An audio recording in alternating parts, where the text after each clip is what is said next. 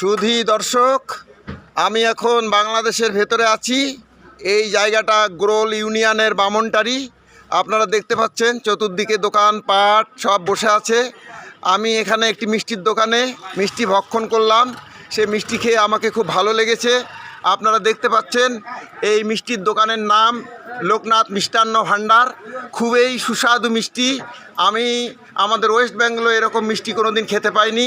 আমি এখন দু চারটে কথা বলবো এই মিষ্টান্ন ভাণ্ডার তথা মিষ্টির দোকানের যে মালিক শ্রী মাধবচন্দ্র রায় মহাশয়ের সঙ্গে। মাধবচন্দ্র রায় মহাশয়ের কাছে তিনি ব্যস্ত আছেন এখন, বিভিন্ন দ্রব্য তৈরি করতে ব্যস্ত আছেন। মাধববাবু, আপনার এই দোকানটা কতদিনের পুরনো? 5 বছর। তো এই দোকানে তো খুব দারুণ ভিড় এবং খুব সুন্দর মিষ্টান্ন বা মিষ্টি খুব সুন্দর পাওয়া যায়। গ্রাহকরা কি এতে সন্তুষ্ট? আপনার সারাদিন দারুণ বিক্রি হয়, তাই তো? হিন্দু মুসলিম সকল ধরনের কাস্টমার আপনার এখানে আসে। আর বিয়ে ইত্যাদি থেকে আপনার কি মানে অর্ডার আসে?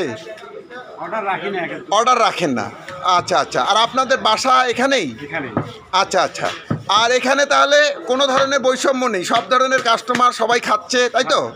ধন্যবাদ ভাই মাধববাবু, আপনার দোকানে আমি মিষ্টি খেয়ে খুবই তৃপ্ত এবং আপনাকে অশেষ ধন্যবাদ। আবার যদি কখনো আসি আপনার এই লোকনাথ মিষ্টান্ন ভাণ্ডারে আমি অবশ্যই মিষ্টি খাবো। আপনাকে ধন্যবাদ জানিয়ে শেষ করছি। নমস্কার।